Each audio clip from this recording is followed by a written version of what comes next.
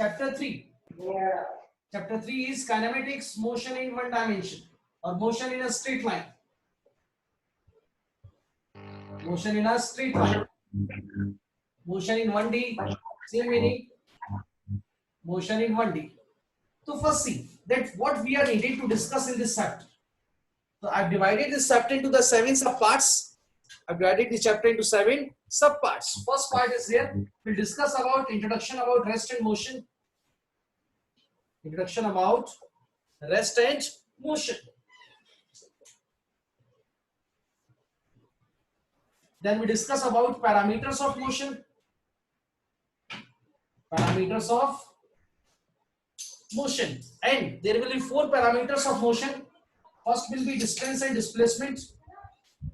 Distance and displacement. Second, we will discuss Excuse me, sir, it is not clear. Speed and average speed. Third, we will discuss here velocity and instantaneous velocity. Velocity and instantaneous velocity. Fourth, we will discuss acceleration. Acceleration and instantaneous acceleration. These 4 parameters which are required to describe motion, we'll discuss these 4 parameters.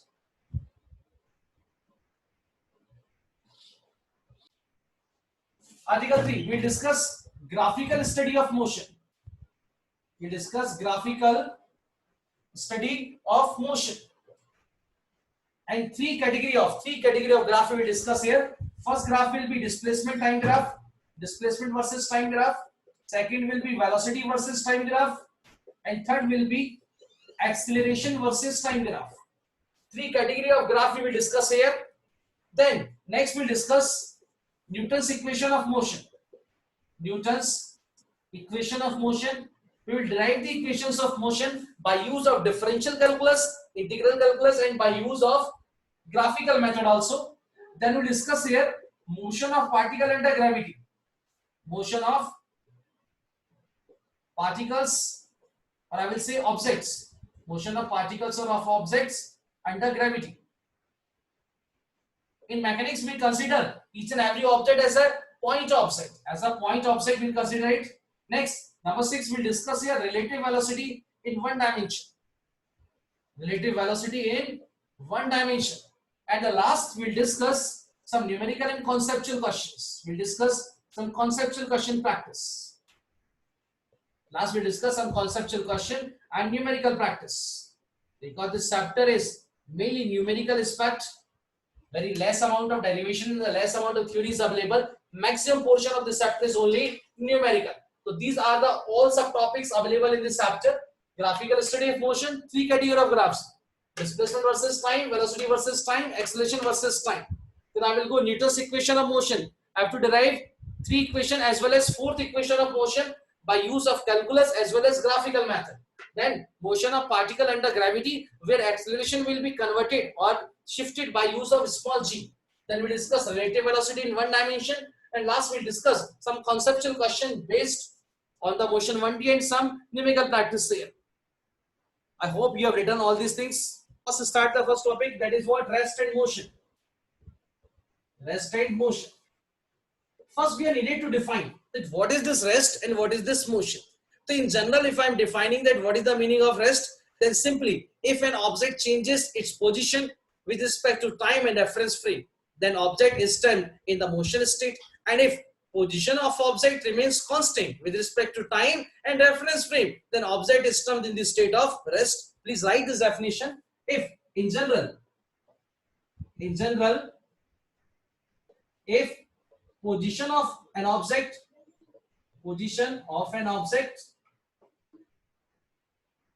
does not change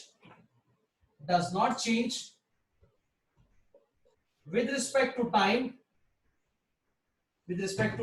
and reference frame, then object is in rest state. And if position of an object changes, with respect to time and reference frame, then we will say this object is in motion state. So here we are defining the rest and motion by use of change in position, and this change in position is measured with respect of time and with respect to reference frame. Now next thing comes here, that what is the meaning of this reference frame and what are the limitations or condition to select reference frame. So I will justify you, there is no limit, there is no restriction, and there is no hard and fast that you have to select this reference frame. No, according to our convenience, according to our need, we can select the respective reference frame. There is no problem. And most of time, by the given situation, it is already understood that which reference frame I'm talking. For example, if I'm saying, a car is moving. I've written only this statement: a car is moving. That means simply car is in motion state, but which respect? With respect of with reference frame. So here reference frame is what? Route. Definitely car is moving with respect to route. I'm saying I'm standing. I'm in rest state. I'm standing. So I'm standing. I'm in rest state with respect to whom? With respect to ground. See, most of time already respect or reference frame is defined by the given situation. And sometime if required, you can select any reference frame as per to your need or your convenience. There is no restriction. There is no restriction for selection of reference frame. Right. So one more point here. There is nothing like absolute rest or absolute motion.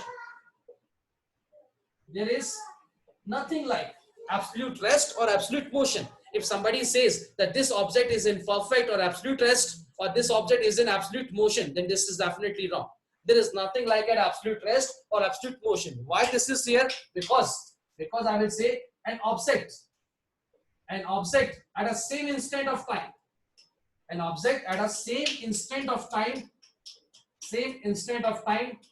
can be in rest state,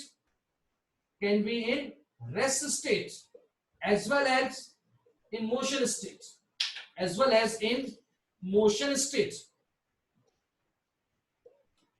An object at a same instant of time can be in rest state as well as in motion state as per to reference frame, as per to reference point. If reference point is changed, then the situation of object is going to be changed. For example, a person who is placed on a platform is viewed by the another person placed nearby on the same platform, then both persons are in rest state to each other.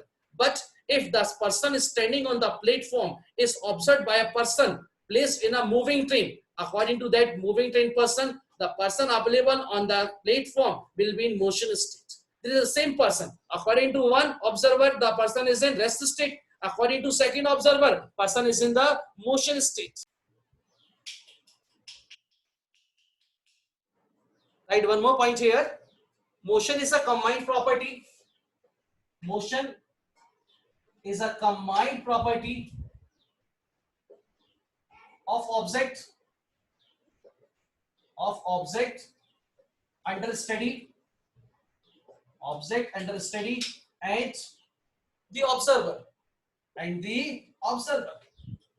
Whenever I am discussing about motion, that means I have to discuss about the object and as well as the position or situation of observer also. Motion is combined property of object as well as observer.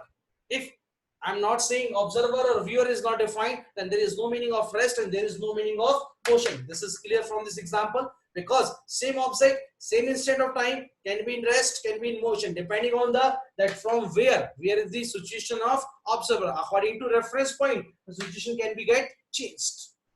This is the beginning of our rest and motion. The chapter 3, question 1, it is the part of mechanics. Please first define what is this mechanics. Mechanics is branch of physics which deals with the study of mechanics. Your branch of physics deals with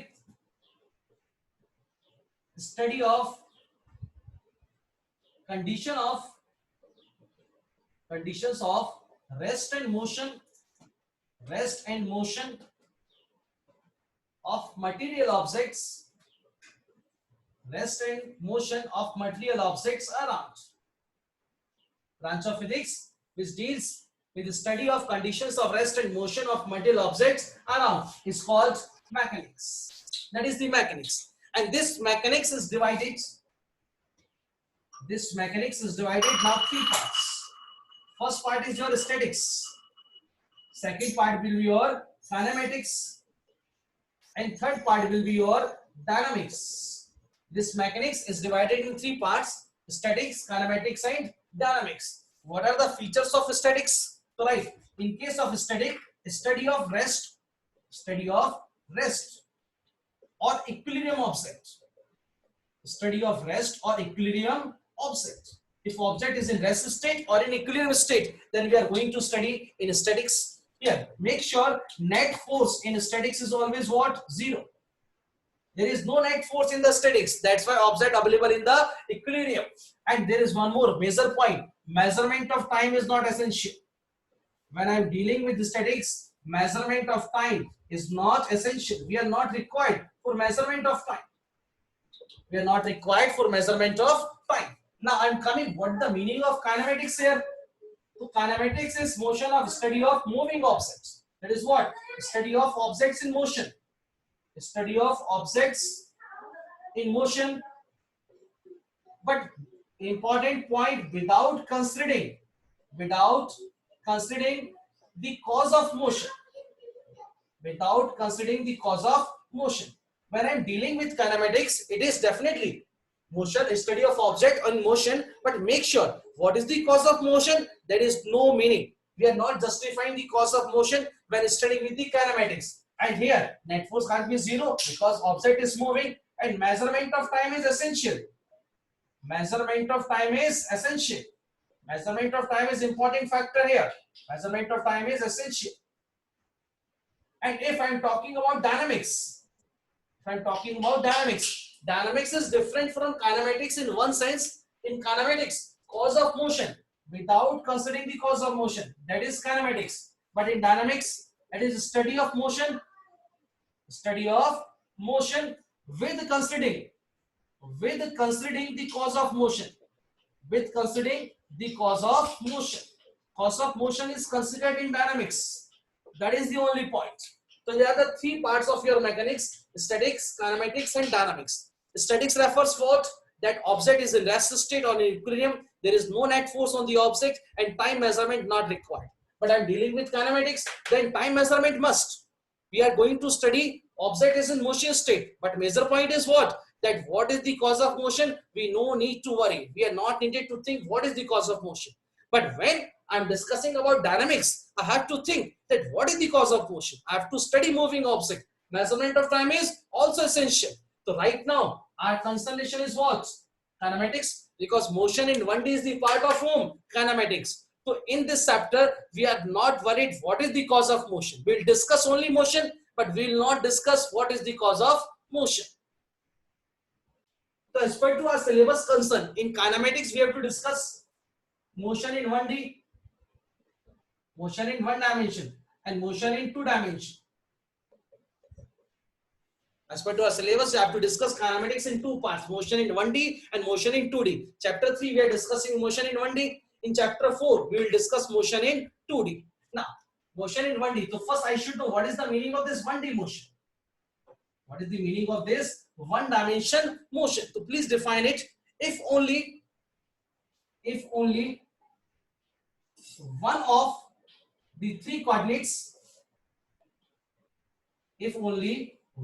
the three coordinates, specifying the position of object, changes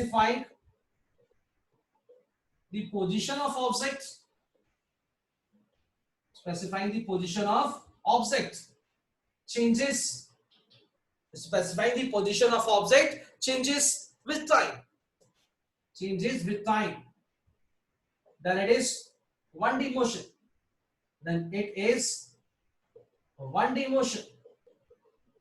What is 1D motion? That we know we are having the three coordinates x, y, and z, and out of these three coordinates, if only one coordinate which is specifying the position and that coordinate is changing with time, then I will say this is one dimension motion. And if two coordinates which are representing the position of that particular object at a particular instant is changing with time, then I will say this is motion in 2 dimension. Our concern is especially right now on the 1D motion, so I will focus on the 1D motion. In the 1D motion, this can be also termed as the straight line motion.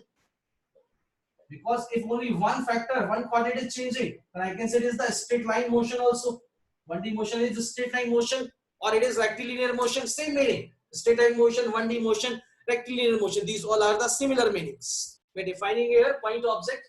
If the position of an object, if the position of an object changes by distance,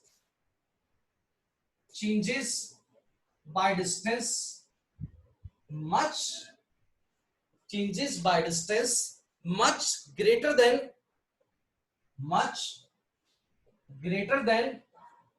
its own size,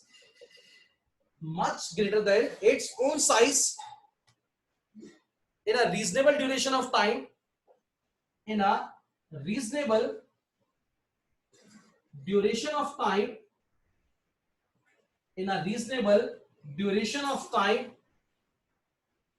then the object can be considered, can be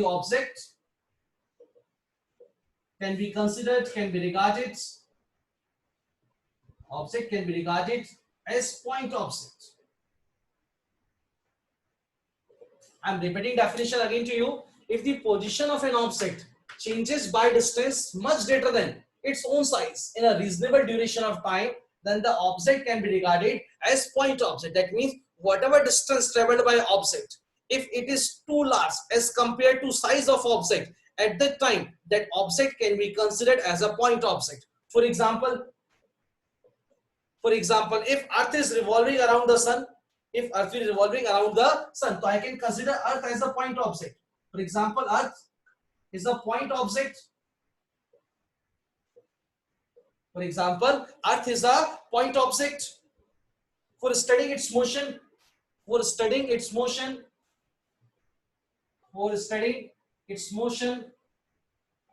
around sun. Second point, let's suppose if a train is traveling, a journey of hundreds of kilometers. Train is covering journey of hundreds of kilometers. Then train can be regarded as point object. Whenever you want to consider any object as a point object, there is only one condition: the distance traveled by the object is too large as compared to the size of object. In that situation, that object can be considered as a point object. That is the only logic behind it. And in mechanics, each and every time we consider each and every object as a point object, because distance traveled is too large as compared to the size of object. But make sure, if distance traveled by object is not too large as comparison to the size of object, in that situation, object cannot be considered as point object. Parameters of motion.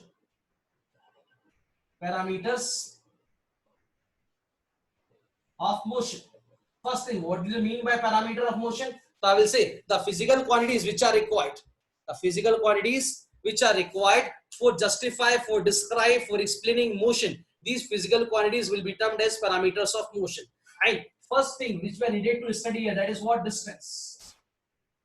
First I needed to hear distance, and along with distance we are needed to study displacement also, because these both are comparative terminologies. I have to discuss distance and displacement. Distance is a scalar quantity, displacement is vector quantity. Distance is scalar quantity, displacement is vector quantity. You have studied a lot about these both things. Now discuss it. Let's suppose if an object is going from point A to point B. By using the path. This is the path first. Let's suppose there is a second person using the path second, and there is a third person which is using the path third. I developed the three different paths. I've given you three different paths for going from point A to point B. Three different paths are available there. So I will say total length of path traveled by objects.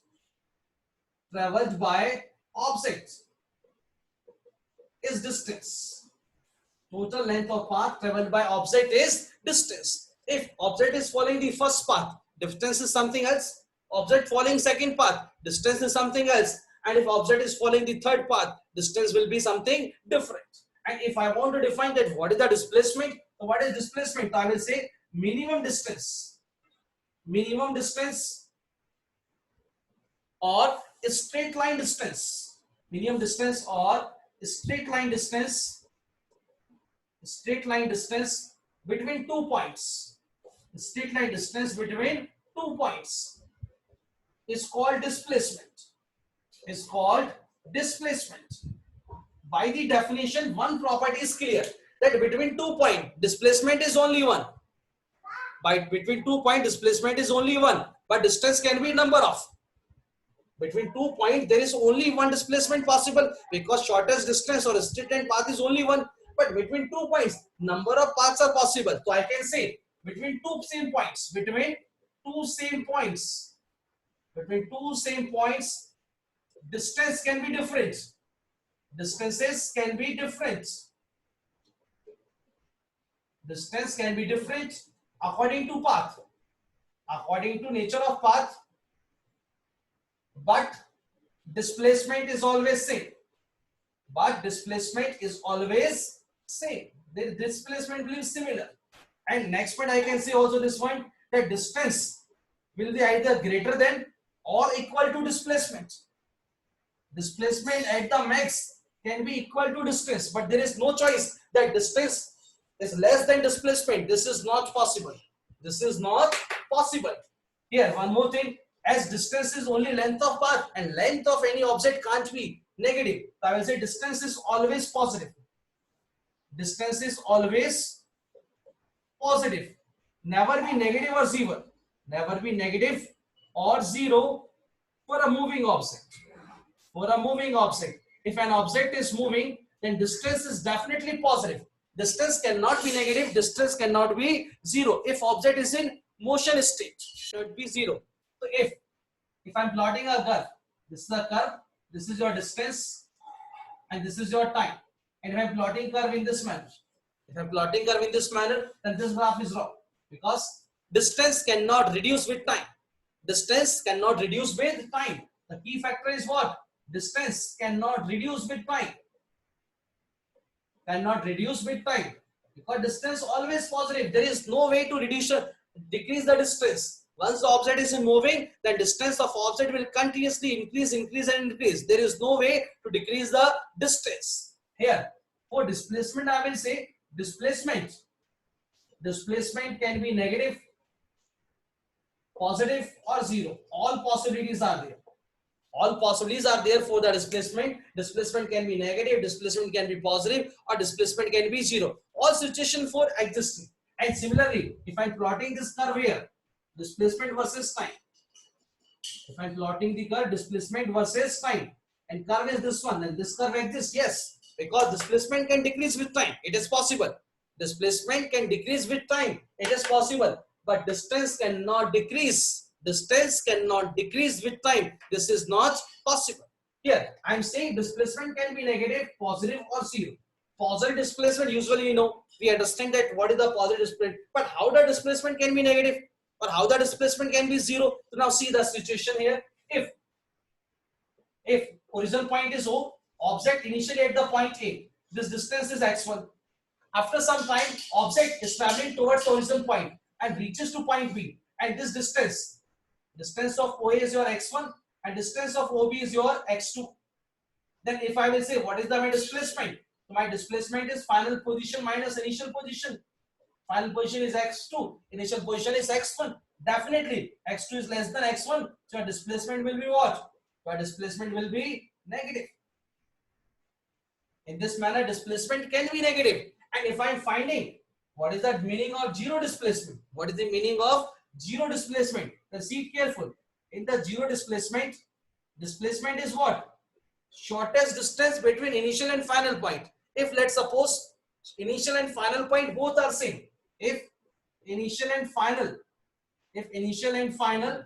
both points are same, both are same points, both are same points, then displacement will be zero.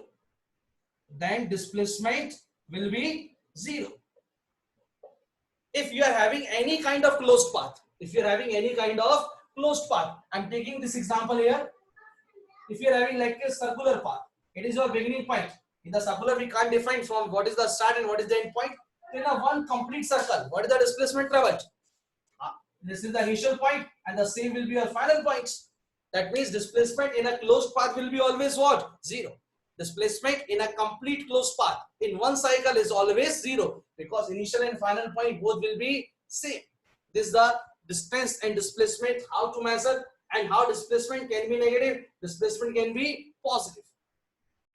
So you can attach here, distance is a scalar, distance is a scalar quantity, and displacement is vector quantity. Displacement is vector quantity. And what is vector quantity? That is having magnitude as well as direction. And what is the direction of displacement? Direction of displacement is initial point to final point.